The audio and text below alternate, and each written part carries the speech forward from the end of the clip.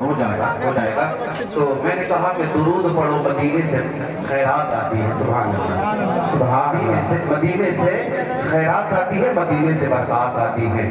مجھے کتاب کا ذکر کرتا ہوں، کتاب کا نام ہے دلائل الخیرات. یہ ایسی کتاب ہے جو شروع بھی درود پہ ہوتی ہے اور ختم بھی درود ہی پر ہوا کرتی ہے. اس کتاب کے مصنف کا نام ہے محمد بن سلیمان الجزولی رحمۃ اللہ تعالیٰ علیہ. آپ نے یہ کتاب لکھی جو درود سے بھری ہوئی کتاب ہے، شروع بھی درود پہ ہے، ختم بھی درود سے ہے. تو کسی نے پوچھا حضرت جی آپ نے ایسی کتاب کیوں لکھ دی جو میرے حضور پہ درود ہی سے شروع ہوتی ہے اور درود ہی پر ختم ہوتی ہے؟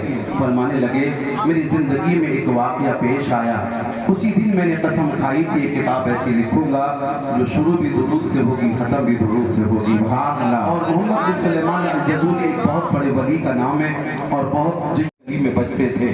کہتے میں ایک دن مصر کے کسی علاقے میں تھا، مجھے نماز ظہر یا نماز عصر ادا کرنی تھی، لیکن نماز کے لیے وضو ضروری ہے اور وضو کے لیے پانی. کہنے میں نے پانی تلاش کیا، کافی تلاش کے بعد مجھے کنواں نظر آیا اور جب میں کنویں کے قریب پہنچا تو میں نے دیکھا کہ پانی کافی گہرا ہے، رسی بھی نہیں، ڈول بھی نہیں. فرماتے ہیں لیکن اسی کنویں سے بالکل ملا ہوا ایک کچا سا مکان تھا جو کسی غریب کا تھا، کسی کی کچی سی جھوپڑی تھی. اللہ اکبر. فرماتے ہیں کہ میں کنویں پہ جا کے حیران سا کھڑا ہو گیا، لیکن میری نظر اٹھی تو میں نے دیکھا جو کنویں سے ملا ہوا مکان ہے اسی کی چھت پر 4 5 6 سال کی بچی کھیل رہی تھی. کہتے وہ بچی کیا تھی، بڑی فصیح و بلیغ بچی تھی، قسم رب کعبہ کی بولتی تھی، لبوں سے پھول جھڑتے. سبحان اللہ. بچی نے جب مجھے دیکھا میں کنویں پہ کھڑا ہوں، متفکر ہوں، پریشان ہوں، کہنے لگی من انتا، چچا کون ہے آپ؟ میں نے کہا بیٹی میرا نام محمد بن سلیمان الجزولی ہے. نام تو مشہور تھا، بچی نے بھی سنا تھا. بچی نے کہا اچھا یہ مصر کا ولی آیا ہے، یہ مصر کا بڑا جید عالم آیا ہے. کہنے لگی چچا چہرے پہ تو آپ کے فکر کے آثار ظاہر ہو رہے ہیں، کیا وجہ ہے، کیوں پریشان نظر آ رہے ہیں؟ کہنے لگے میری بچی مجھے وضو کرنا ہے، پانی گہرا ہے اور پانی کنویں سے نکالنے کا کوئی آلہ بھی موجود نہیں. اب بچی اترا کے کہنے لگی انت الذی یصنع علیک الخیر وانت تتحیر بما تخرج به الماء من البئر. چچا تو اتنا مشہور ولی ہے، اتنا بڑا عالم ہے اور وضو کرنے کے لیے تجھ سے کنویں سے پانی نکالنا بھی نہیں آتا. انت الذی یصنع علیک الخیر، تیری تو ولایت کے ڈنکے بج رہے اور تجھ سے کنویں سے پانی نکالنا بھی نہیں آتا.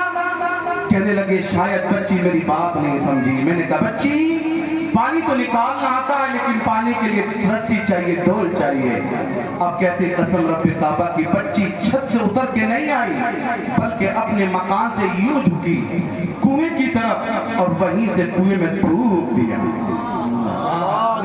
وہیں سے کنویں میں تھوک دیا. محمد بن سلیمان الجزولی فرماتے ہیں رب کعبہ کی قسم مجھے نہیں پتا کہ اس کا تھوک کنویں میں پہلے پہنچا تھا یا کنویں کا پانی ابل کے اوپر پہلے آیا. سبحان اللہ سبحان اللہ. پانی اوپر سے گرنے لگا.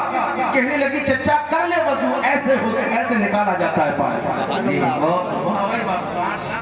حضرت محمد سلیمان بن الجزولی فرمانے لگے کہ میں قسم خدا کی وضو بھول گیا، میں وضو بھول گیا.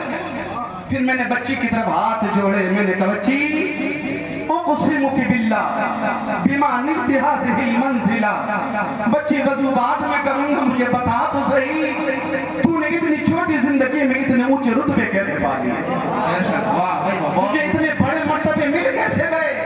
کہنے لگی چچا یہ بھی نہیں جانتے، یہ بھی نہیں پتا کہ یہ رتبے ملتے کیسے ہیں. فرمانے لگی بچی جانتا تو ہوں لیکن میں تیری زبان سے سننا چاہتا ہوں، میں تیری زبان سے سننا چاہتا ہوں. تو کہنے لگی چچا سن میں چھوٹی ضرور ہوں لیکن مدینے والا بڑا بہت ہے. واہ سبحان اللہ سبحان اللہ. بہت بکثرت الصلاۃ علی النبی صلی اللہ علیہ وسلم. چچا سن جب میں اٹھتی ہوں تو مدینے والے پہ درود پڑھتی ہوں، بیٹھتی ہوں تو مدینے والے پہ درود پڑھتی ہوں، گلیوں سے گزر ہوتا ہے تو میرے لبوں پہ حضور کا درود ہوتا ہے. چچا جو درود اتنا پڑھے تو اللہ اس کے لعاب میں یہ برکتیں دے ہی رہی. سبحان اللہ سبحان اللہ. کہ بھائی والوں کہ ہم درود پڑھیں گے تو کیا مدینے سے خیرات نہیں ہے؟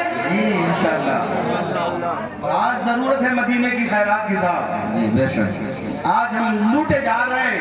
اگر مدینے کی خیرات نہیں آئی تو بچے گا کچھ بھی نہیں. اس لیے اپنی عادت بناؤ کثرت سے درود پڑھنے. پلے پڑھ رہے کی بات. حالانکہ یہ میرا موضوع نہیں, میں نے بتا دیا درود کی فضیلت میں. تو یہ درود کی فضیلت ہے صاحب. اچھا, جو میں نے آیت کریمہ پڑھی ہے, اس آیت میں اللہ رب العزت نے ہمارے مقصد تخلیق کو بیان فرمایا. اللہ نے ہمیں کیوں پیدا کیا؟